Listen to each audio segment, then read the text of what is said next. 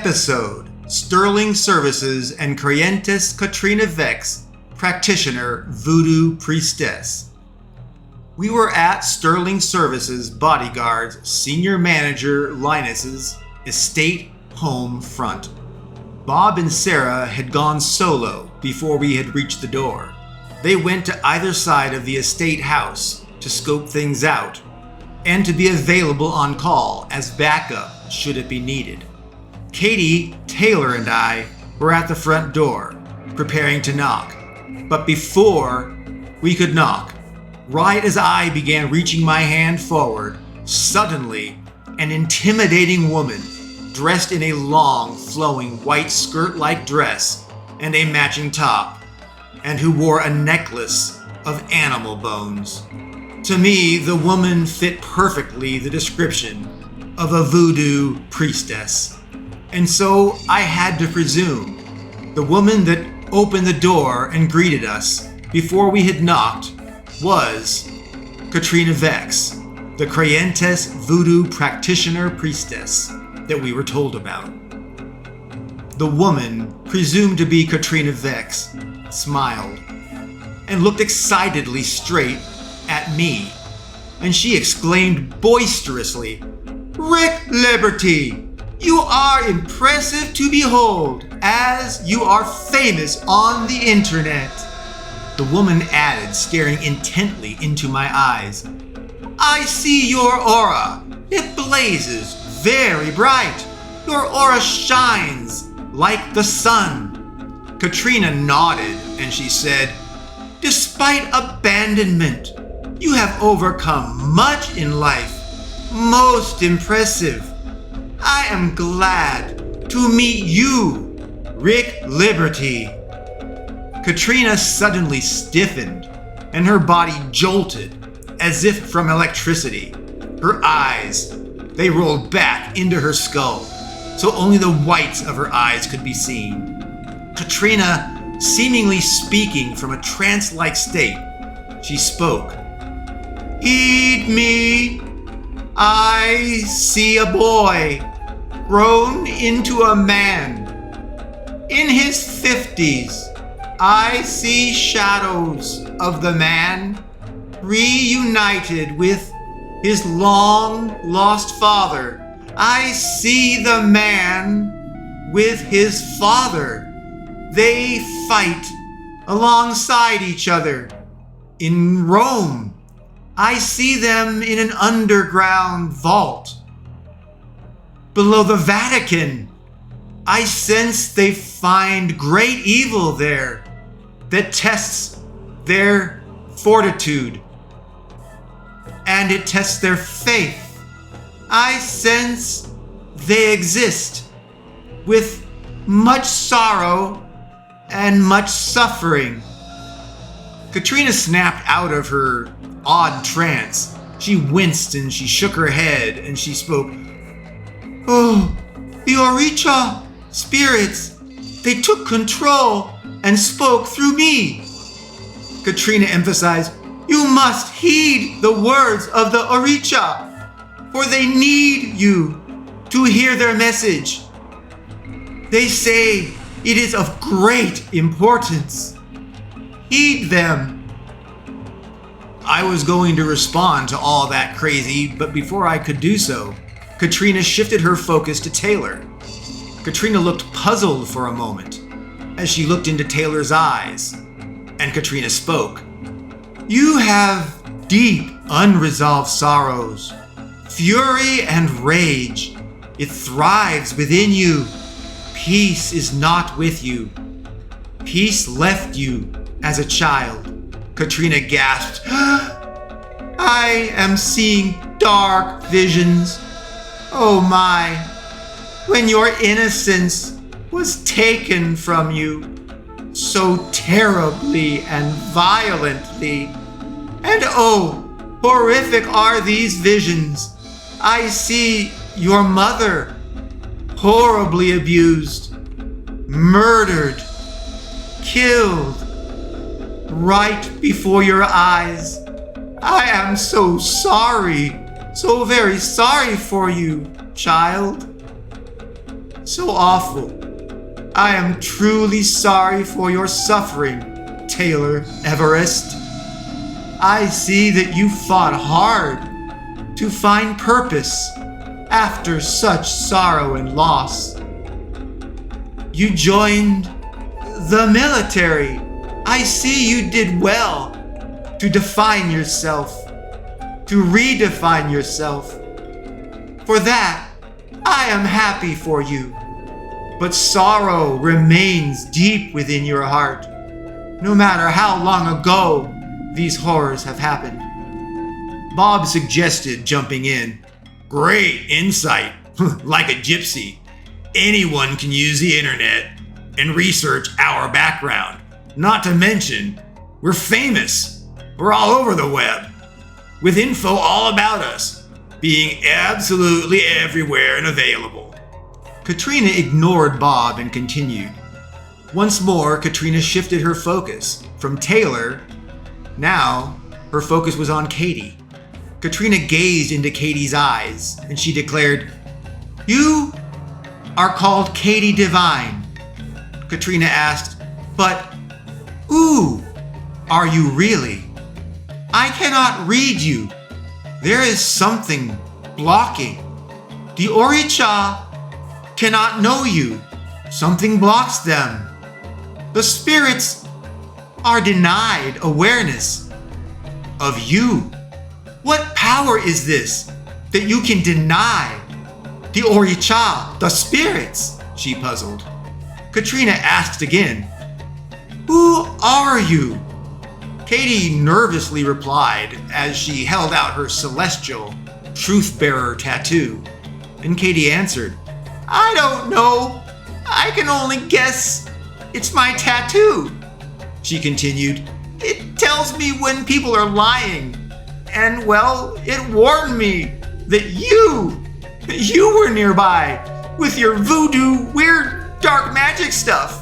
I guess maybe it was protecting me from your magic and from your scrying."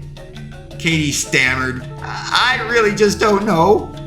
Katrina smiled and she marveled at Katie and at Katie's celestial tattoo.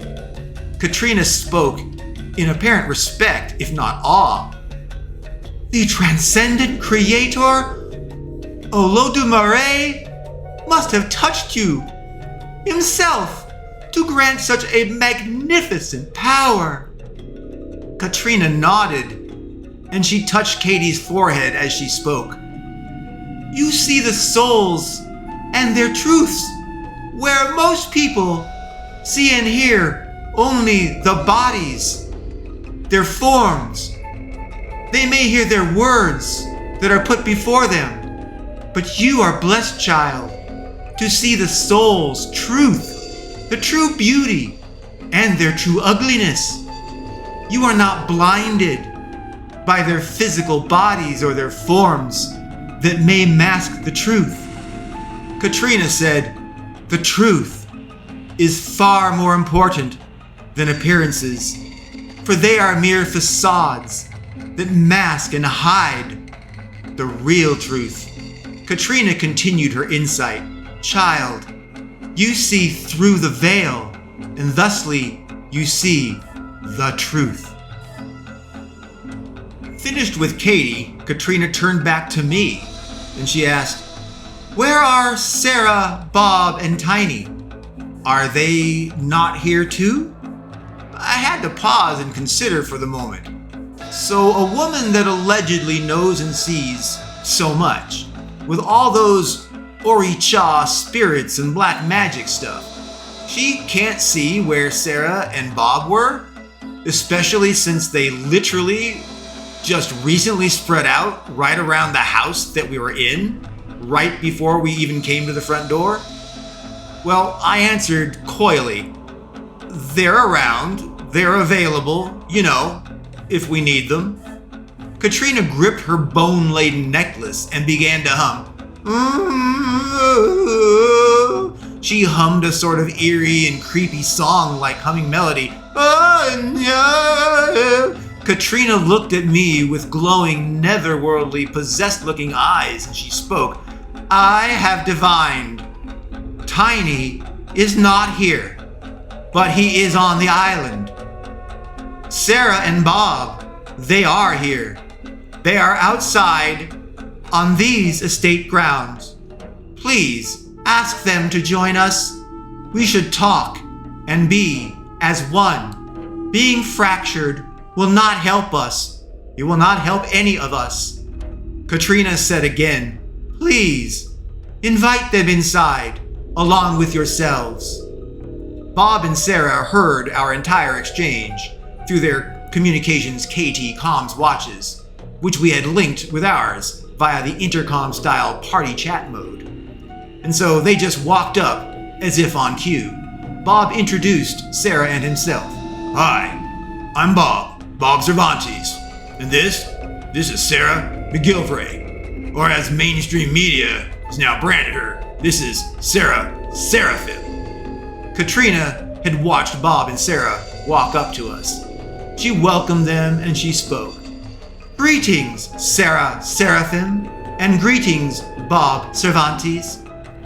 Before we go in, let me please share more. Katrina looked into Bob's eyes and she spoke. You are grumpy.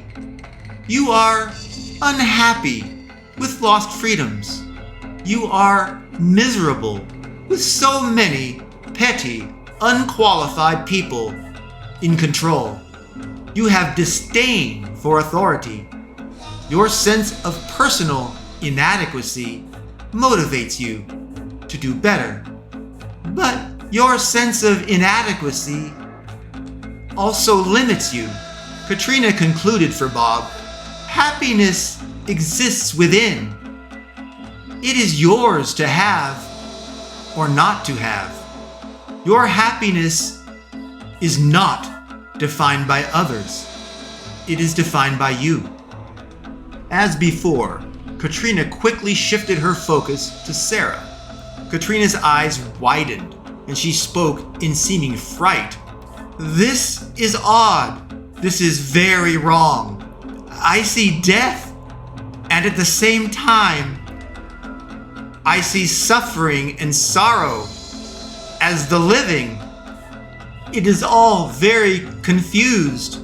I see your father, a man named Pierce McGilvray. He is dead. And yet your father, Pierce, is alive. Also, he seems both alive and dead. He is both of these things. He is alive and dead at the same time. I see your father is not in our world. He exists between life and death. Katrina's eyes teared and she shuddered and then glowed with some kind of spiritual force. I see fire and I see darkness. I sense great fear and tremendous pain. It is utter, total, tormenting suffering. Katrina screamed in horror. Your father, bless his lost soul, is in the spirit world. He is in what you would call hell. Sarah's jaw dropped. She looked confused. She was angry. She was unsure what to say or do or to believe. Sarah's mind raced with thoughts that her father was somehow really suffering in hell. A seeming tornado of fractured thoughts and emotions, they blasted through Sarah's brain, rendering her effectively paralyzed. I don't think that I have ever seen Sarah so completely dumbstruck, dumbfounded, immobilized, just from her own inner turmoil and tumultuous thoughts. Katie softly, but loud enough to hear for everyone, muttered, "She's telling the truth. At least she believes what she is saying is true. She's not lying." Katie almost whimpered, "Your father is in hell? We have to help him." Katrina's voice had become weak as she was concluding her reading of everyone. "Let us go inside now, please. That wore me out very badly. I am tired. I am fatigued. That last sight was horrifying and very unsettling. I did not expect to channel the Oricha and see the fallen spirit world, known to you as hell. It was very draining and exhausting. Please, let us go inside." Finally, we had entered Linus's home. Linus had stood by as a silent witness to Katrina's extensive scrying and storytelling of personal things about each of us that presumably she could not know, especially knowing things like Sarah's father being in hell. Linus gestured to us to follow him into a large, formal dining room, which had numerous bloodied, sacrificed animal parts and bones, and human skulls all across it, covering its 14-foot-long dining table, which was at the room's center. There were plenty of seats around the dining room voodoo dark ritual table, and so everyone would have their very own gore-filled, nightmarish place to sit, with blood, bones, and horror, and plenty of space to spare. A closet in the dining room was opened and visible, revealing what was inside. It was a Santeria voodoo shrine and altar. An altar filled with bowls and jars of blood and animal intestines, all along covered everywhere with bones and animal guts and things. Snake skins were strewn everywhere, and of course there were skulls. It was absurd. We were in a modern-day black magic estate dining room. It could have been voodoo Thanksgiving of animal sacrifice. It was absurd. Well, we all took a seat around the wicked, sacrificial dining table of voodoo. Katrina did not wait a moment longer. She must have regained her strength walking to the dining room. Waiting for no one, Katrina spoke immediately. "Rick, this island, it has a problem. It is being controlled by a terrible, wicked, and evil man. The island is under the dominating force of a crime lord that runs everything criminal on this island. He runs human trafficking for escorts and prostitutes, and for labor and slavery. He controls the illicit drug trade. He extorts businesses and citizens to pay tribute.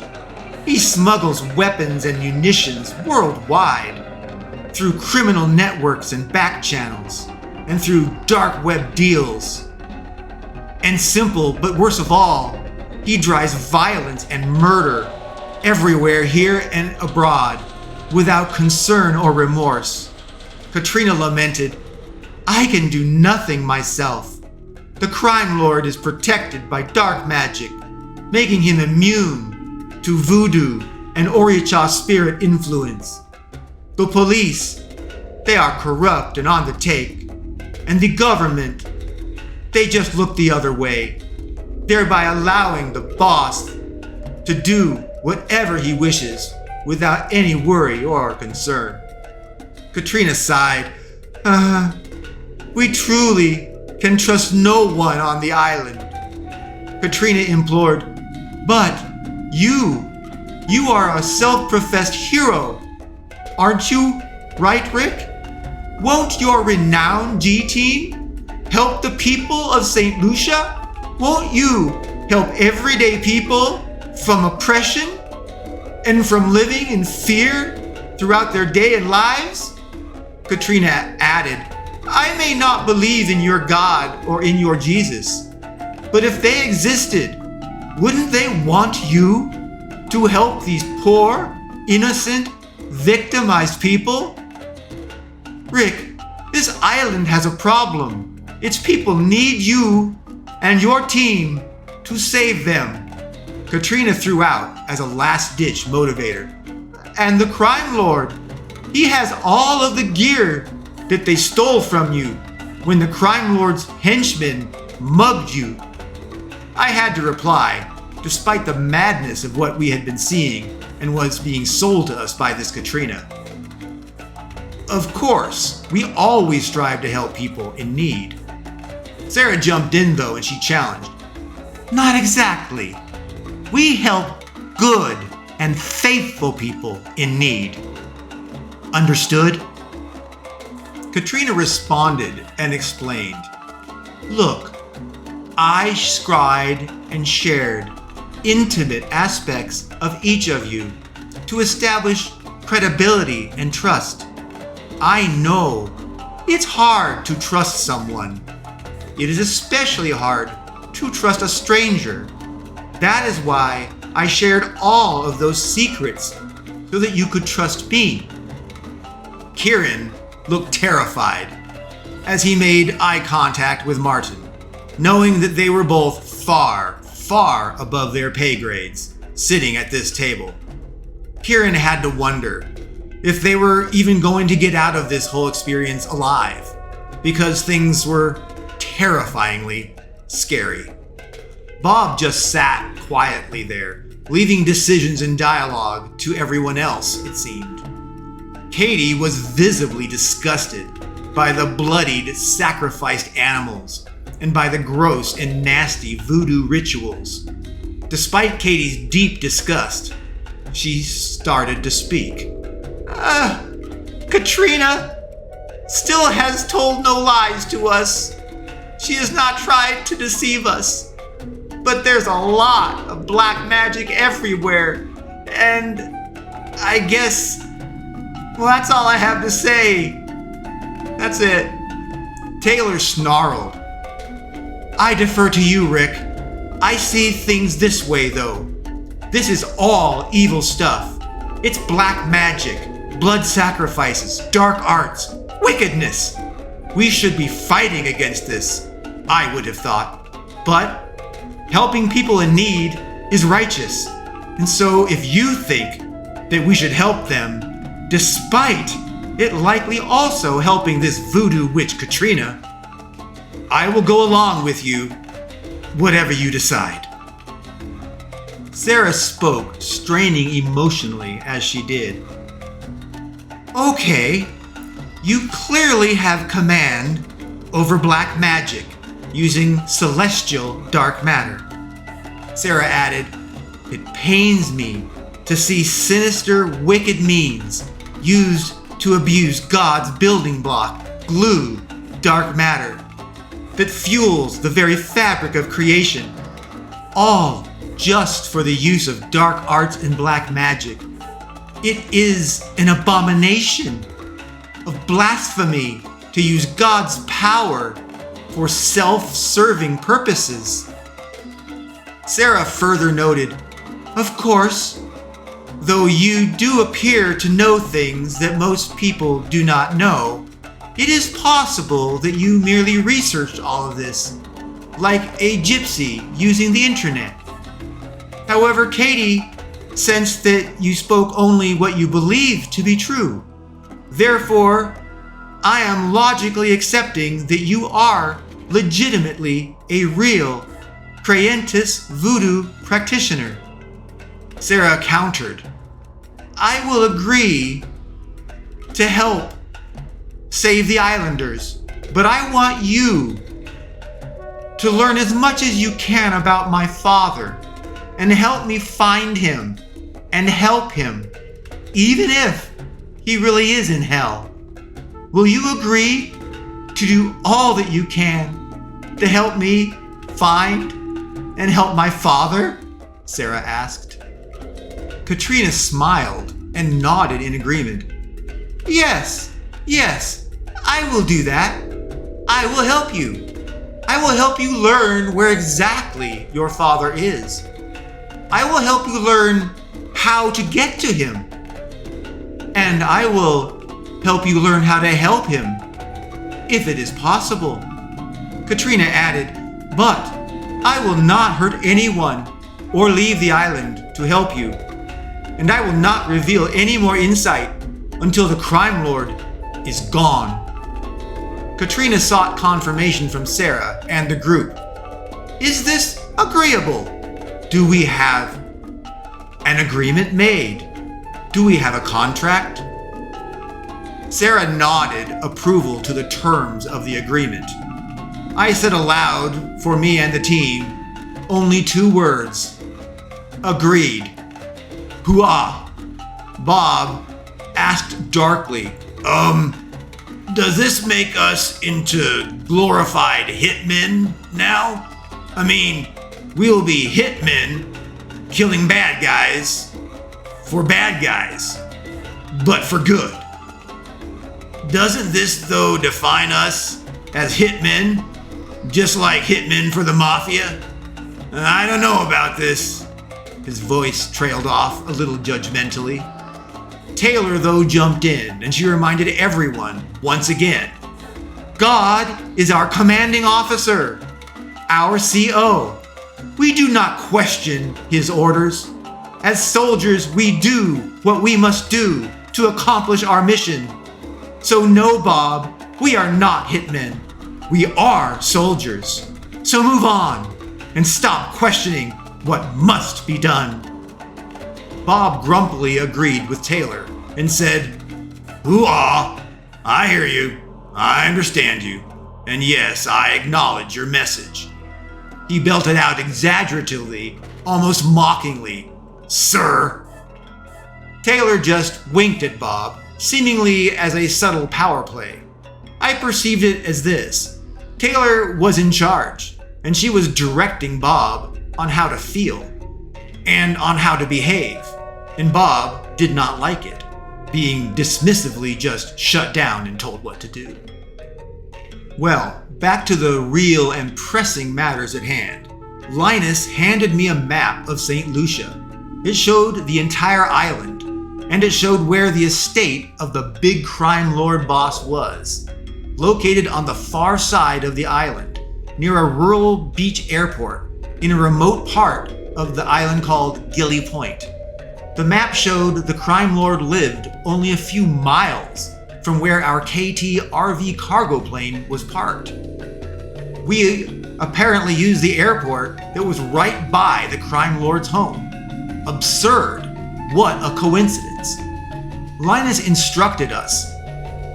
On the front and back sides of the map, you're gonna find the gate and security codes. Go in the front gate tomorrow, 8 p.m. Posing as Sterling Services bodyguards for the replacement guard shift in one of our electric jeeps. That's when we swap the guards out, so they will expect you're just replacement guards for the night shift. I looked at the team and I asked, does Linus's proposed plan work? Does anyone have any changes? Are we all in? Are we good to go?